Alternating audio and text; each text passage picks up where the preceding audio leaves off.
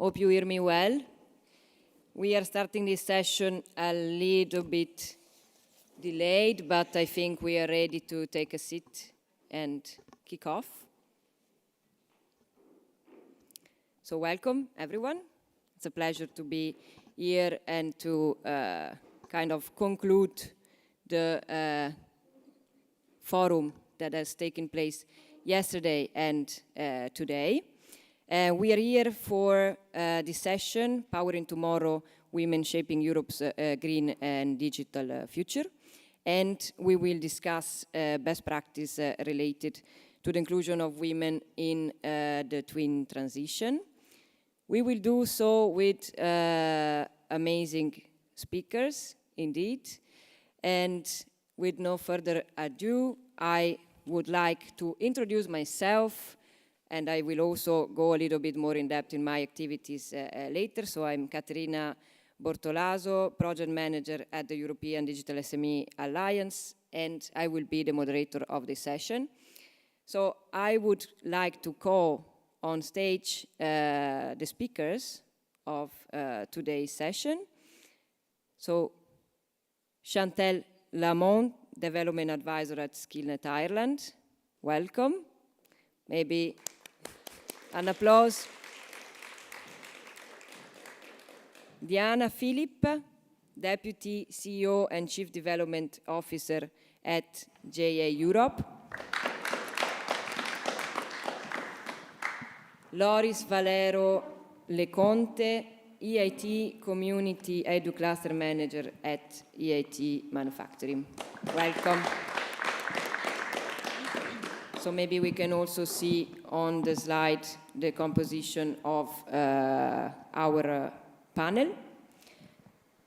So before starting, I would like to remind you that you can ask questions on Slido throughout the whole duration of the session, and we will try to answer as many as possible by the end of the session, and actually at the end of the session.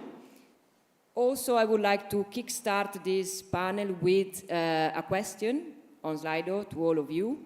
You can use the QR code, maybe next slide.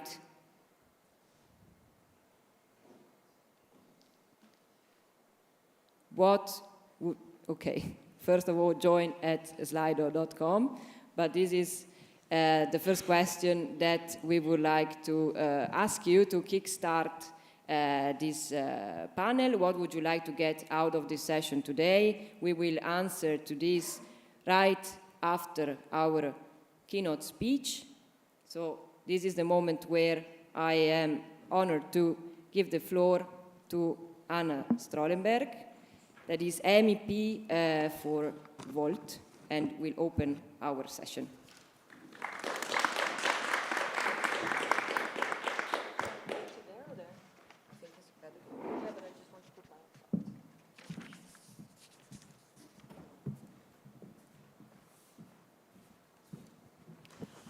Hi everyone, it's great to be here with you.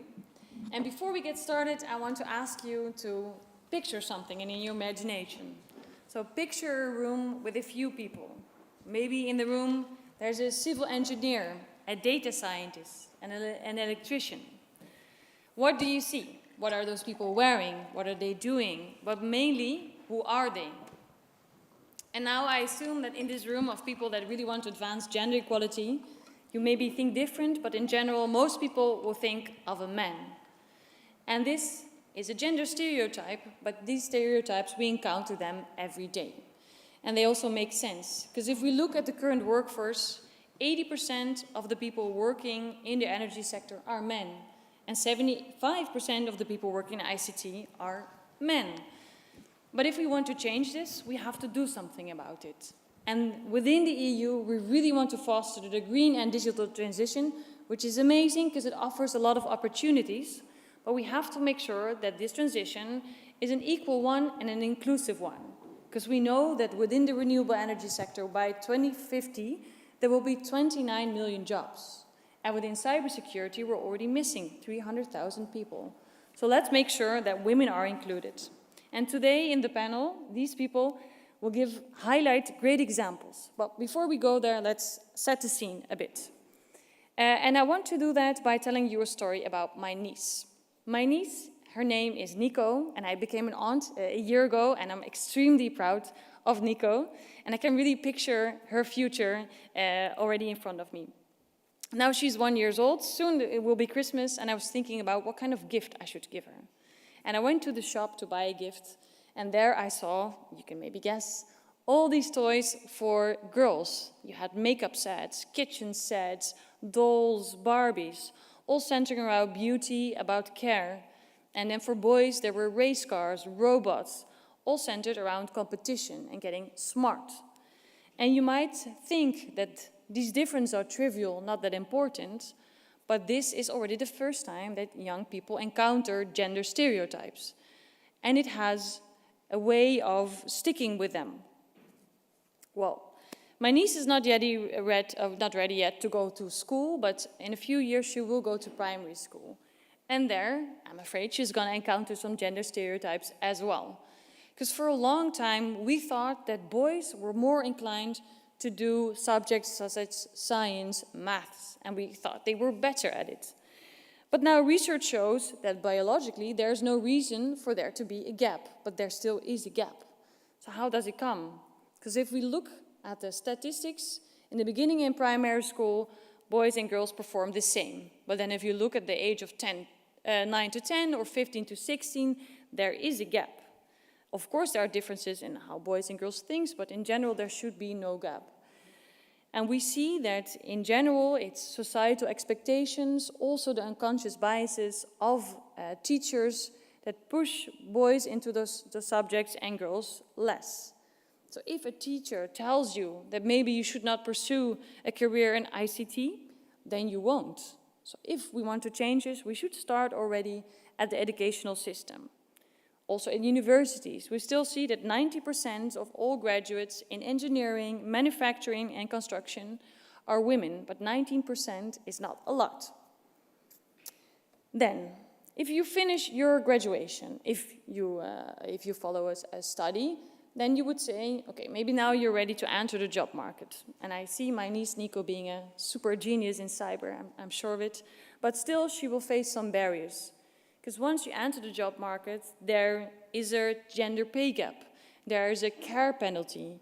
Women often take upon most of the chores within the house, take care of the children, for 39 hours a week, whereas men take up 20 hours a week of the work at home. So there's a big division there.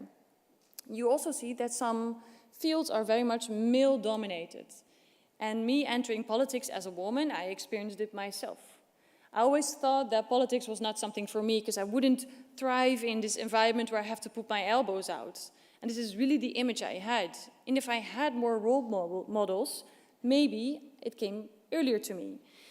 But then I encountered Volt, this party that really equals equal opportunities. So what we do is that we say we always have to have the same amount of men and women in leadership positions, also on lists for elections. And if we don't have enough women, then we simply won't participate because apparently we're not ready yet. And I do think this is a good first step. Other problems that women encounter when they want to enter the labor market are the gender pay gap, as I said, the glass ceiling, and this lack of representation. But I don't want to just mope and say what is wrong, because there are plenty of opportunities, and we will hear some of them. But me working in politics in the EU, I want to tell you what we can do, because I think there are 5 things that we can do in the EU.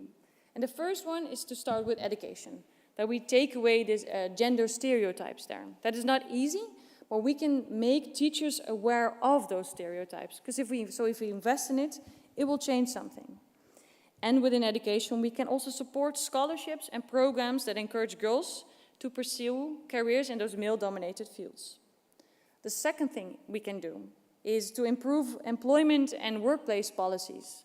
There has been a directive on gender balance in corporate boards that was adopted in the European Parliament, which is a great example to create equal chances.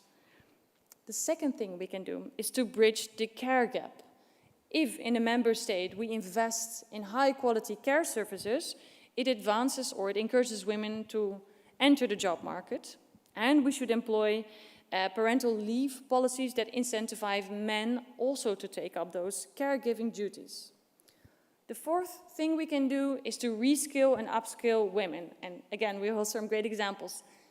Skills is the buzzword at this moment in the EU, if you look at the European Commission. So I think we should take full advantage of this and make sure we use it to reskill and upskill women to take part in this digital and green transition. And the fifth thing we can do is to gender mainstream and to keep gender mainstreaming. Within the Green Deal, the Digital Age Strategy, we should always apply it. And I'm happy that within the Parliament there's still a strong committee on gender equality and women's rights that really sees this as their assignment. And if we do so, there will be large benefits, not just to make our society more inclusive and fair, but there will also be economic growth. And it is estimated that our GDP, European GDP, will rise with 3% by 2050 if women are included in this transition. Companies will have better leadership if women are in boards. They will have more innovation, better decisions, because they have a diverse group of people. We can create better and safer online environments, because it's often women that suffer from online gender-based violence. And by including them, they can give this perspective. So to conclude, I really hope that we want to accelerate this green and digital transition, but we will only succeed if it is an inclusive transition. And I hope that we, within companies, as policymakers, as politicians, can really see this as our shared goal, and that we can work on it. And I would look forward to working with you as well in my mandate and to get some advice on how we can do this even better. And lastly, if you have some advice on what kind of gift I have to give my niece to make her this super cyber genius, I'm also very happy to hear your ideas. Thank you. Thank you, Anna. Thank you very much. I think most of us, I see that our audience is mostly made of women, of course, not only, and luckily, because I think it's also important that these conversations are made with everyone, but I know that many of us also in the audience have seen themselves also in the barriers that you have described in your opening speech. But at the same time, as you were saying, there are also a lot of opportunities in this historical moment, and we need to chase them in a way that ensure the participation of women. So that said, maybe we can also have a Slido results for our question. Okay, so indeed, what is expected from this session is to talk about the digital and the green transition with a focus on gender equality, which is exactly the topic of this session. But I also see mainstreaming, which is something that Anna Strollenberg just mentioned. I also see workplace. I also see AI, which I think can also be an interesting topic in this, so new technologies and how to ensure that also women have the skills to use new technologies. So thank you very much. Of course, the Slido is still ongoing for the questions that we will ask at the end of the panel. I see we have already received some, so I would now officially kickstart our discussion. So, first of all, I would like to introduce myself. As I already anticipated, I am project manager at the European Digital SME Alliance, and in my daily work, I mainly deal with digital skills. For the European Digital SME Alliance, that is the largest network of ICT SMEs in Europe, counting more than 40,000 SMEs. In my work, as I was saying, I mainly deal with digital skills in different ways. So the first way is indeed coordinating the Digital Landscape Partnership that is a European initiative within the Pact for Skills that gathers all the stakeholders that are committed to upskill and reskill the European workforce according to the Digital Decade target. And this is very relevant for today's discussion because, as you know, in the Digital Decade targets, we aim at having 20 million ICT specialists by 2030, which is, of course, a very ambitious target. But also we aim at gender convergence. So this is part of the goal of the 20 million. We need to remember that. So half of them should be women. And then we also coordinate a project that arises from the Digital Landscape Partnership, that is Digital for Sustainability. That is a project that aims to upskill and reskill ICT and sustainability professionals for a number of 1,000 in the 4 years of this project. And I think this project is very relevant for today's discussion because it starts from the acknowledgement that there is no green transition without digital technologies that are clean. And to have clean digital technologies, we also need skilled workers that are able not only to use them, but also to develop them. So we need to also be innovative as European on this aspect. And indeed, as I already said, we need to skill women as much, at least as much as men. So with this introduction, I would also like to know more about the initiatives of the speakers that are present in this room. As you can see, there are QR codes for all of the initiatives that are mentioned. You find them in the slide. But now I would like to hear from our next speaker, that is Chantelle Amon from Skillnet Ireland. So would you like to present us your main initiatives within Skillnet Ireland? Perfect. Thank you so much, Katerina. And it's so lovely to be here today. I think the energy in the space has just been electric over the last 2 days. And thank you so much, Anna, as well, for a fantastic opening speech. And hopefully we'll touch on a couple of those points later on today. But what I would love to discuss with each of you in the room here is just bringing your awareness to, at the moment, technology is what we're going to look at. So we are at a critical crossroads in the technological transformation. And as Anna mentioned, there's also a huge skills shortage. So I'm here today on behalf of Skillnet Ireland to talk about one of our programs, which is really driving women in the tech sector through the Women's Reboot program. And just to give, I suppose, a little bit of context to people in the room who may be unfamiliar with Skillnet Ireland, but we are the business support agency of the Government of Ireland. So we're dedicated to advancing workforce talent development and to increase the competitiveness, the productivity, and the innovation of businesses and individuals. So we actually have over 70 business networks, and they range from all different sectors and also regional networks as well.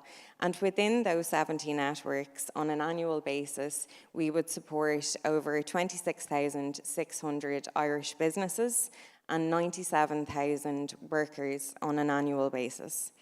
And that would be along the lines of providing, whether it's upskilling while they're in employment or reskilling and people looking to gain employment. So what I'm here to discuss today is actually a Skills Connect program. And our Skills Connect programs are around employment assistance. So that's getting people back into the workplace. And our approach is very enterprise-led, innovative and forward-thinking.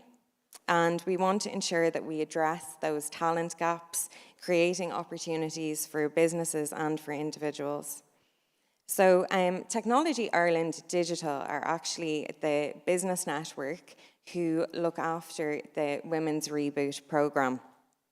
And they're really, I suppose, what you could say is they're responding to a real demand within the industry and a widening ICT skills gap.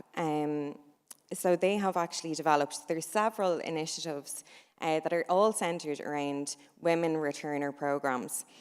So we've got Women Tech Start, which is looking at women that are looking to actually go into the tech sector who may not have had any previous experience working in that space before. And then we also have the Digital Athlete Programme, which is a really interesting initiative and is something that's hugely popular at the moment in terms of the emerging sports tech field. So that enables women who have an interest in sports and technology to look at the two of those together and become data specialists in that area. And then finally, the one that I'm here to actually discuss is the Women's Reboot programme. So that is a flagship programme that empowers women that have advanced ICT skills to return into the tech sector after a career break. And Anna, I know that you touched on a couple of points earlier just around reasons why maybe people may decide to leave their roles. So hopefully we'll go into that in a little bit of detail. But Ireland, like many European countries, faces a significant gender gap. It's nothing new in the technology field. OECD data reveal that women represent only 22% of ICT specialists. And that is, I think, astounding. It's less than a third. And those figures continue to shrink further as they progress in their careers. So in Ireland, once a woman reaches mid-career level, often within the tech sector, they will take a career break. And that is usually around raising their family, caring for children, and their elderly relatives maybe. And a lot of them don't return back into employment. So there's a skills gap that emerges after some time of being out of work. There's a loss of confidence, and there's also a lack of professional networks as well. So the Women's Reboot programme is designed to address those challenges head on, and really providing that cutting-edge technical training. So this program is looked at on an annual basis to reinvigorate things and really bring in any training that is newly identified that enterprise actually need. So they look at areas like software architecture, project management, cloud computing, cybersecurity, and GDPR. But what actually, they've also got their professional skills as well, which include the communication, leadership, and the self-management. And there's also incorporated into the programme, it's a work placement with some of the leading tech businesses in Ireland. But I think at the centre of this programme, one of the key initiatives is the innovation pitch. So that is where the participants apply their technical knowledge and they use something called the Double Diamond Framework. I'm not sure if anybody is familiar with that, but it's simply just a model to move from the problem-solving area into the solutions focus. And those teams develop and they pitch real-world problems before a panel of judges and really look at problem-solving, the teamwork, and the innovation skills, which are all critical skills that are in the tech sector at the moment and with many employers out there. So the results from the programme are very transformational. In just 4 to 6 months, participants are work ready. They are led by a mentor, they are coached and developed, and they also get hands-on experience.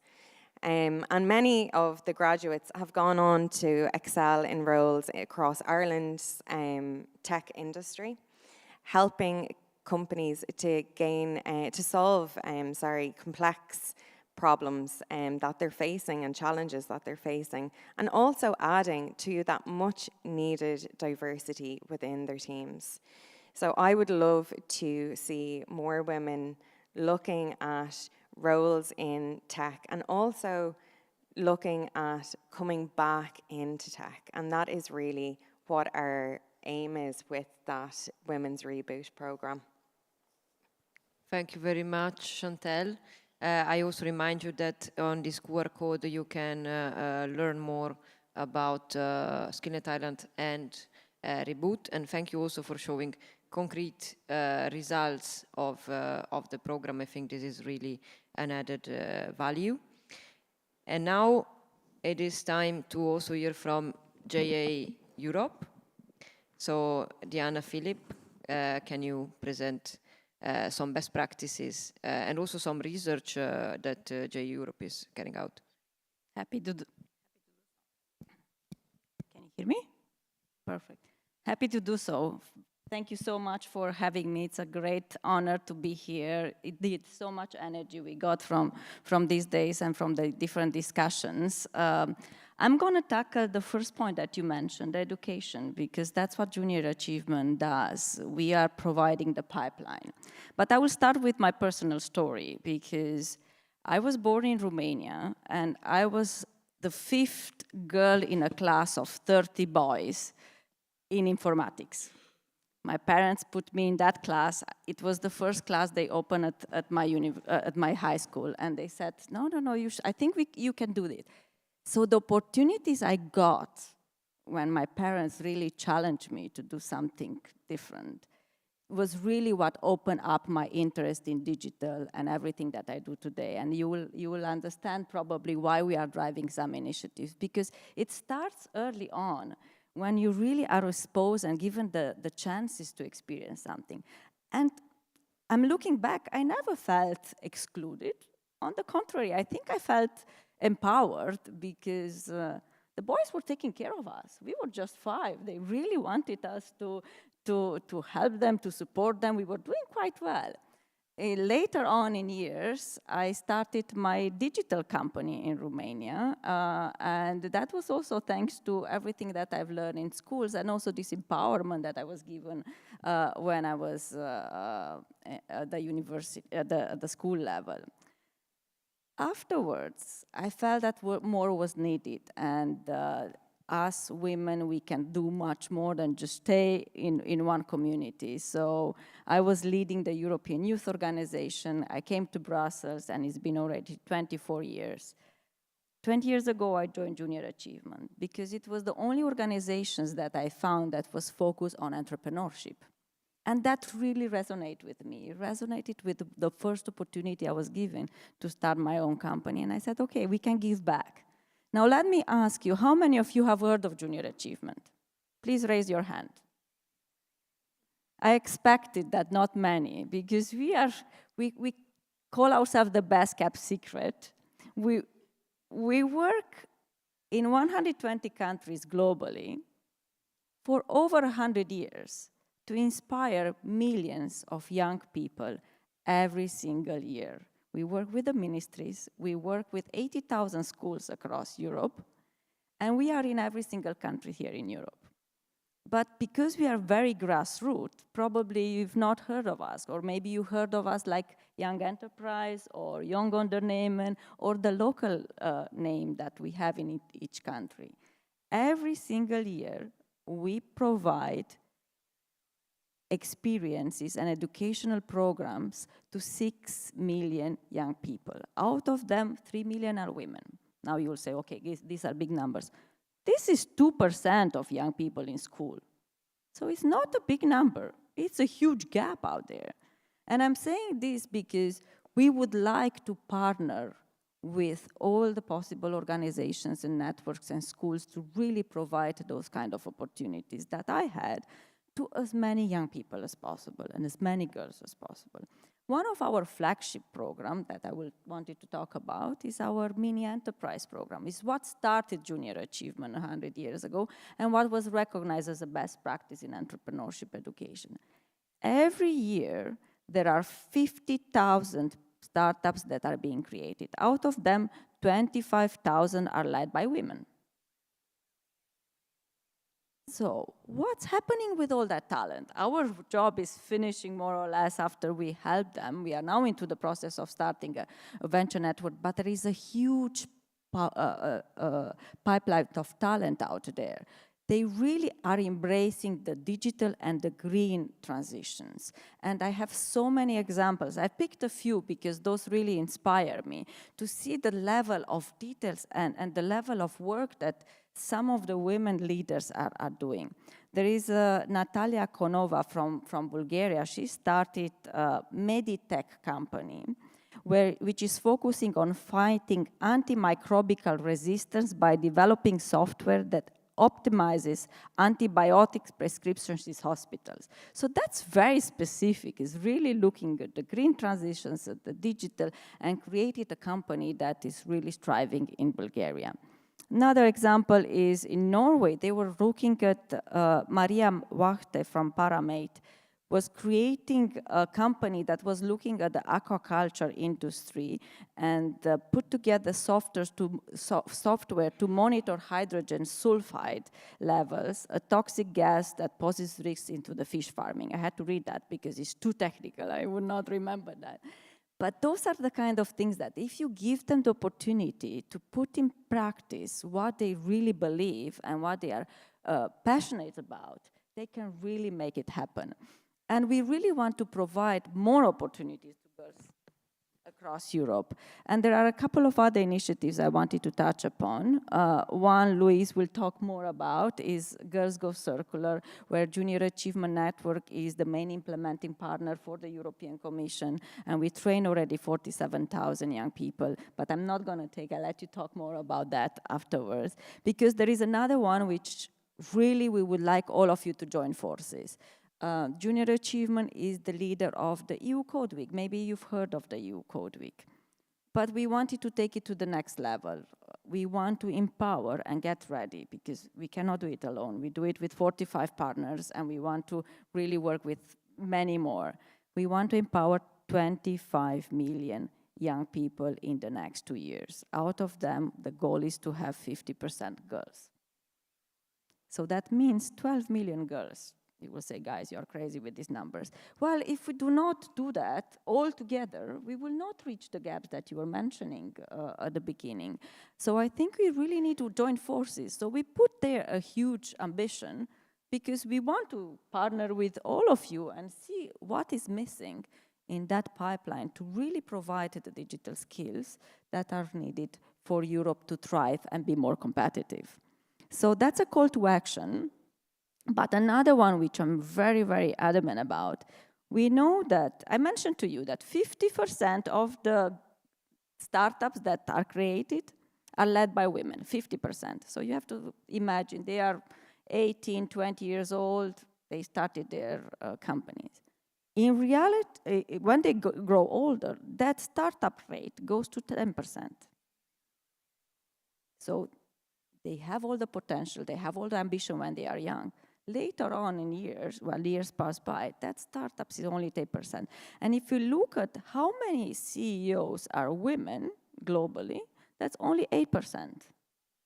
So what can we do to keep that ambition of 50% for all the levels, both for entrepreneurship and for women CEOs? So I think this is a call to action. What is really missing that we all need to work together to make sure there is, you mentioned, a systemic change. Maybe we need policies to support women in leadership. We need cultural, corporate cultures to break these barriers. And we need lifelong learning and educational programs to guide them throughout the process. So that's my call to all of you today. How can we move from 8 or 10% to 50% and really create a movement where women are more visible and taking actions both in entrepreneurship and in the workforce?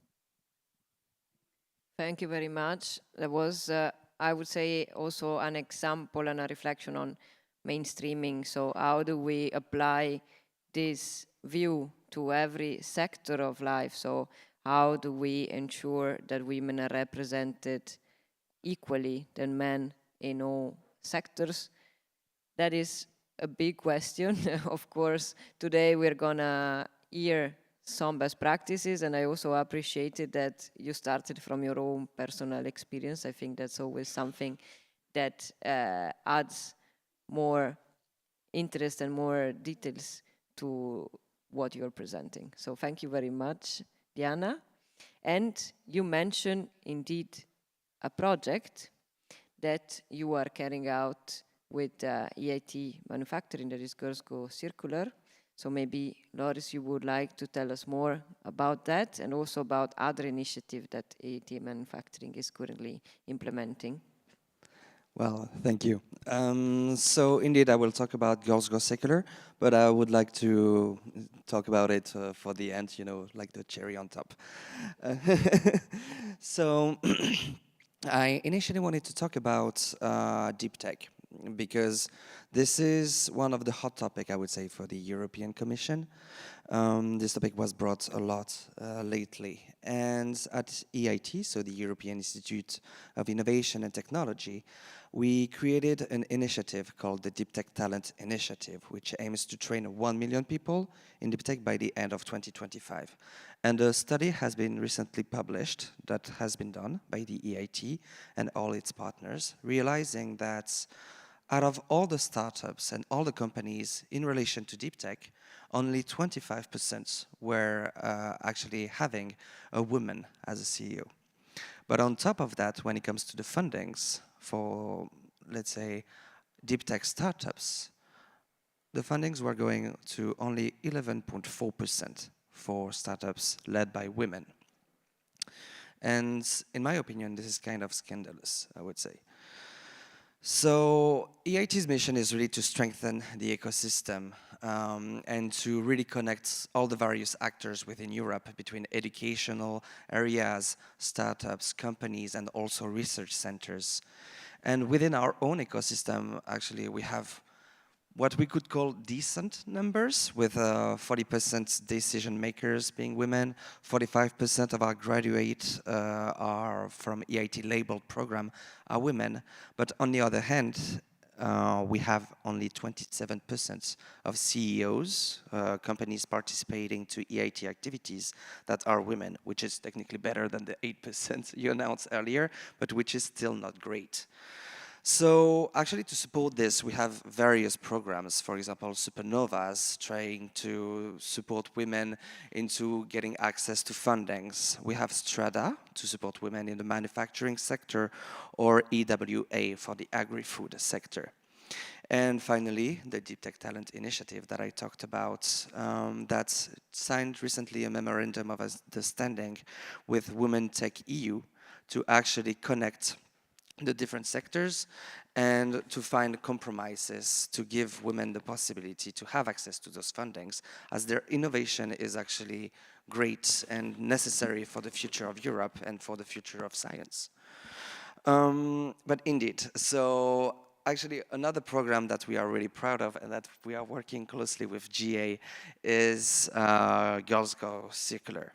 So this program has been created 4 years ago and aims to train girls between 14 and 19 years old to innovation and to become, let's say, to develop a mindset when it comes to entrepreneurship and innovation. In my case, as I'm working for EIT Manufacturing, the 3 modules I'm in charge of are fashion and circularity, robots, and smartphones and mobile. And basically, this platform really aims to give entrepreneurial mindsets, also, let's say, skills for the future with deep tech components into it regarding artificial intelligence, quantum computing, and various other aspects for circularity for the girls and their skills for the future. And actually, I have one example of an alumni of Girls Go Circular, which I think is pretty amazing, Maria Metodeyova, who participated to Girls Go Circular. and the year after was selected to participate to a competition organized by NASA in Texas, in the United States, and she actually won. She's only 17. What was I doing when I was 17? Honestly, I cannot tell you, which wasn't that long time ago, well, let's be honest. But technically, Girls Go Secular is a really, really effective program. And just this success story and all the other success stories that are coming afterwards.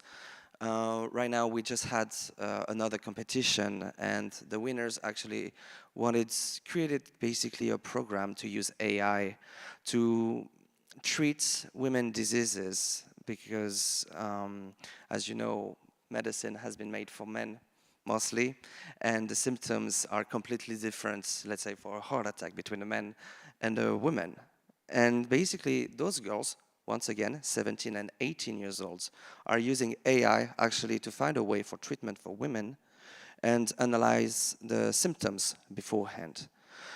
So if you need more information, of course, you can talk to me afterwards. Some of my colleagues are also around. And but those programs and the involvement of women in the future for innovation, deep tech, research is absolutely essential, as they have the tendency of thinking forward and thinking about sustainability, thinking about green transition, when men tends to be more about business and profit. We need both, but I really invite you to keep your mind open and to help us, I would say, with this mission. Thank you. Thank you very much, Loris. It's good to hear some success stories. I think today, in the end, we've heard some. Also, Diana brought to us some success story, in principle, your own story. So I think it's also good to have some positive note and to end with some positive notes, but at the same time, we all know that there is still a lot to do at the policy level, and I think we can identify different stages of difficulty. So there is also difficulty in getting women and girls at the stage to study those subjects. So there is something that blocks there. There is indeed a barrier on the job, for the job, so to get jobs. There is also a barrier sometimes in the job after maternity leave and all this duty of care that still are on the shoulders of women. And then there is this glass ceiling that is still very difficult to break. So these are the main obstacles that women are facing today. So that is why I would like to ask you a final question. It's like 1 minute for each speaker, and then Anna can maybe summarize all the content and also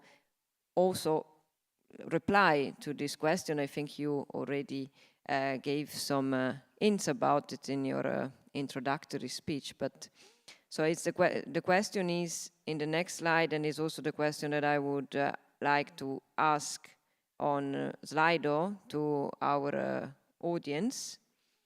And it is, what is the main action at the policy level? So what is the most urgent policy action to encourage women in green and digital careers for the 2024-2029 mandate? Or if you want, you can also choose what is the most urgent policy action to contribute to closing the gender gap, and choose, the perspective that you are more confident with. I would ask you like 1 minute each, very flash answer. Who wants to start? Yeah, I can. Chantal. Am You're I on? welcome. Yes.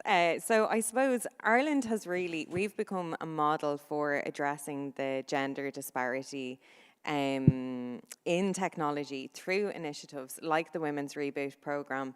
We do also have other programs around, you know, women in construction and in the financial services, and these are all centred around returners. So what I would do is I would invite the policymakers, businesses and education sector to join in scaling initiatives like Women's Reboot, because we have to think every graduate that comes out of programs like this will have a ripple effect, and by us working together we can break down those barriers, we can build confidence, and we can equip women with the tools to shape the future of Europe's green and digital future. Thank you. Diana, you want to go next? Happy to do so. And I was looking at you, Anna, because I think we will really need your help on one area, to encourage the ministries of education to make space in the curriculum.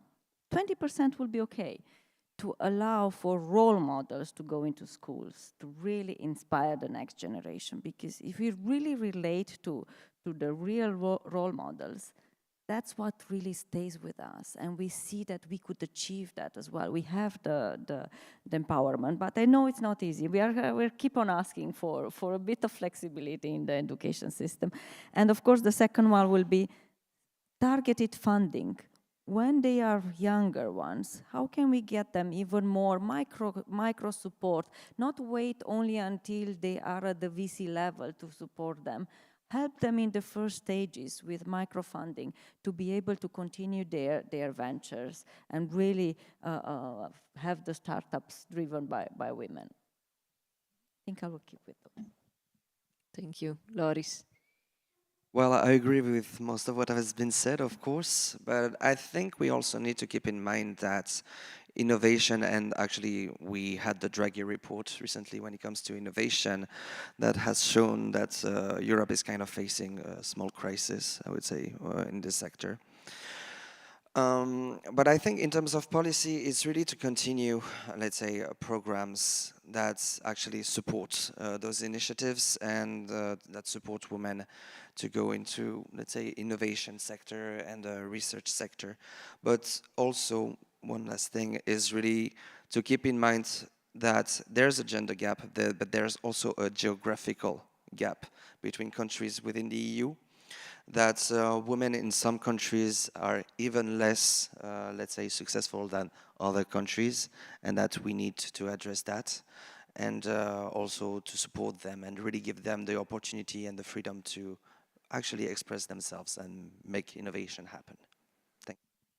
Thanks, Loris. Thanks all the other speakers. So I think in the end there is a lot that is also cultural that we need to fight and to change. So there is a long way on this, and also with role models can play a big role, as Anna was saying at the beginning also of this session.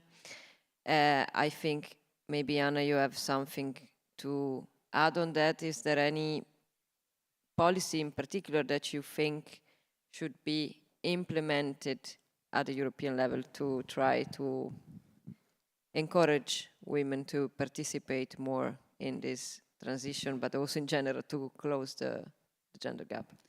Yeah, thank you. I think, as we heard, there is no quick solution, to be honest. There's all these different phases. We have to look at how we, at our educational system, and then at encouraging people to go for certain degrees. We have to look at reskilling opportunities, or scaling up projects that reskill women. So many different things that we have to work on. And I do think this is something in the European Parliament we can do. We, with Involved, we're really focusing on STEM education. So how can we get more attention for math, technology, etc. within our educational system? So that's a big priority for us. And the second thing is that in a few years we will also have another look at the multi-financial framework of the EU, so the 7-year budget. And there we really have to make sure first that gender mainstreaming is applied in all those facets. and where does the money for innovation go to? So there's a big Horizon budget goes for innovation, and will that also be attributed especially to women? And I think there is also a big opportunity for us to set our goals. But besides this, I'm always very happy to meet people that without the policies, that just give the best example. And I think that is not something we should underestimate, because there's a big influence also of civil society in companies. And I think if we all work together, we can make sure that we don't lose any more talent. Thank you very much, Anna. So I think we are coming to the end of our session. We have another question on Slido, but I think I would prefer maybe to open the floor to questions from the audience. But first of all, let's see also what are the results of our Slido. Okay. Incentives, mentorship, and mentoring programs, I would like to discuss them also with our speakers, because it's also things that we mentioned today as best practices. So I think especially mentoring was mentioned by Chantal in Reboot, and it's something that has demonstrated clear results. And I think also incentives is maybe something that we haven't touched upon so much, but it can be part of the answer. Of course, there are no quick answer, as Anna was saying, and also the problem is complex. It touches upon every aspect of our life. So I would like now to thank all the speakers and to maybe open the floor for questions. We also have some questions from the Slido that I have here. But I don't know if before that there are some other questions. Hi, thank you. Sorry, I was having problems with Slido. My name is Fiona. I head up women's health at DSW. We're a global health NGO. Really just wanted to thank Anna for pointing out Horizon Europe and the Future Framework Programme as an opportunity to advance in this space. And thank you to the panelists who made reference to health. We see a huge gender health gap, but we also see huge opportunity to advance gender equality through closing that gap. Just to point to the Future Framework Programme, the Commission needs to be commended. It's one of the largest public funders that requires sex and gender consideration in its research funding. But I think looking to the next programme, we really need to deepen the intersectionality of those requirements. It's also been doing very well to promote women in science, but I think the future really needs to look at science for women. So better investing in women's health and having committed funding to doing that, but also committed funding to close these biases that you reference, for example, in terms of, we really don't know how some diseases present differently between the different sexes and different genders. So a call to look beyond not just promoting women in science, which is super fundamental to more inclusive science, but also hopefully to having committed funding is something that we would need. So sorry, more of a comment than a question, but just wanted to thank the panelists for making those observations. Thank you very much. I think it also reconnects. So I think also funding is part of it, funding at the European level. And there is more and more interest in that I see from the European institutions. So there is more and more an eye on this. I see another question. Thank you. Amazing speeches. Thank you very much. Belgium Equality Institute. I did the same project several years ago about reskilling, upskilling women in science. But I do recognize all the policy we need on that point, education and everything. But I was confronted with the fact that we needed to reskill and upskill the companies. They needed tailored help, because they were keen on having all those women in their companies, but they didn't know how to do that, how they should change their policies, and they needed help, tailored help to do that.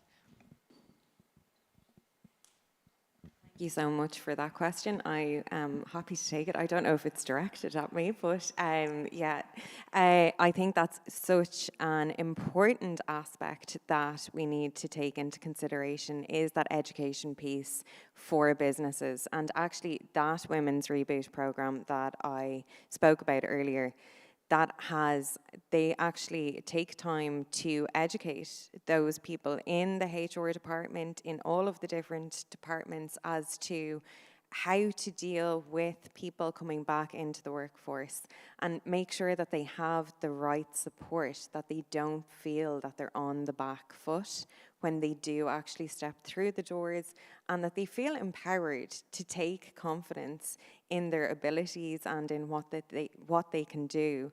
And, you know, there is really great success stories, which I would encourage people to go on to the SkillNet Ireland website and take a look through. There's great case studies in there of people that have really progressed their careers. And it's tech leaders like the likes of Dell, and also AIB Technologies, which are really behind this initiative, and they see it as game-changing. So, it's an all-round approach. It's a holistic approach that we do need to take. Thank you. To give an example from our Skills for Retail, which is the first blueprint on the Pact for Skills for Retail, because I've been really, really pleased. We had 80 companies who signed up for the training that was just developed now on digital, green, and resilience. And so the target was to have 400 people train in a year. We just opened the training 2 months ago. We already have 600 people trained with 80 companies who sign up. Out of them, 63 are women. So they are so keen on trying to get trained and really embrace themselves. That these are from the companies, employees. It's upskilling and reskilling, what you are saying. So it's a great best practice. And you were talking about the EU funding. Indeed, this is a funded project, it's a blueprint project, and it really shows that it works. And it's very, very needed in order to advance the upskilling.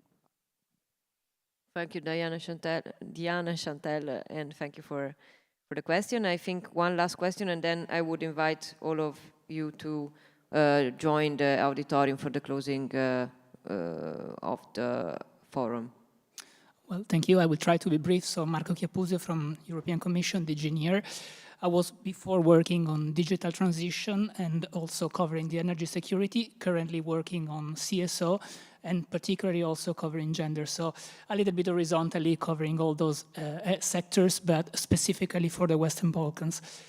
Two, let's say, comments that I would like to make. First one, putting together digitalization and clean energy, or anyway, green transition is not really, I would say, dead wise, in the sense that they are completely two different sectors, and despite having the same gender gap, they are not maybe having the same root causes for that. Again, I think that putting personal experiences was great, so thanks for all the inspirational works from Anna throughout the panel. I will try to do the same too. When I joined my unit, basically there was the breakout of the war in Ukraine, so basically the energy crisis immediately broke up and energy became my first priority. Then, of course, the new mandate, the digitalization, so the digital transition that was much more horizontal, and again, focusing on a completely different sectors. That's why I'm saying putting them together maybe is not really that wise in terms of finding, let's say, a right path that connects both sectors. We work with DIT, we had also consulted the Alliance, the SMEs Alliance for EU for Digital, for example. And those two sectors demonstrated they have really specificity that maybe have also to do with personal inclination. So any one of us has a personal taste for work, for personal growth path, and maybe they cannot be put them together. Digital is more horizontal, and of course it can space from health, as was mentioned before, to green, to whatever sector of life we basically touch upon nowadays, because it's really horizontal. The second element that I would like to bring to the attention of the panel, up to now we spoke specifically of Europe. If we look just outside, I'm not speaking about Africa, South America, so countries that usually are dealt as third countries, but those that basically we consider as future hopefully European member states or neighborhood countries, the gap is still huge. It's still much bigger than in Europe, and of course gender is one of the sectors that is less invested upon and less, I would say, also considered, not only at the European level but also worldwide. Thanks. Does someone want to add on this?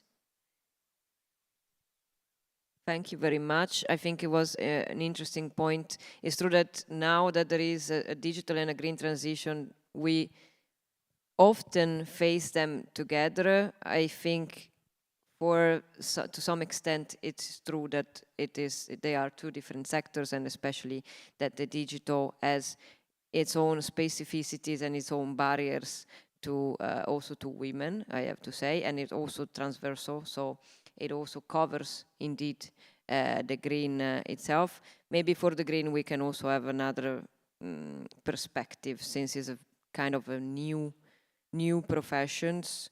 We can also see some different trends, and we can also see if they will be somehow more attractive also for women.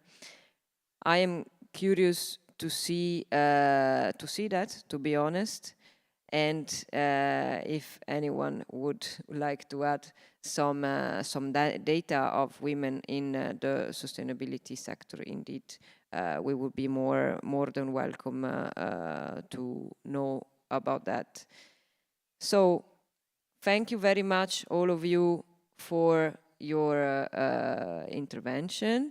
Thank you, Anna Strollenberg. Thank you, Chantal. Thank you, Daniel. Thank you, Diana. And also thank you, Loris. And thank all the audience for being with us.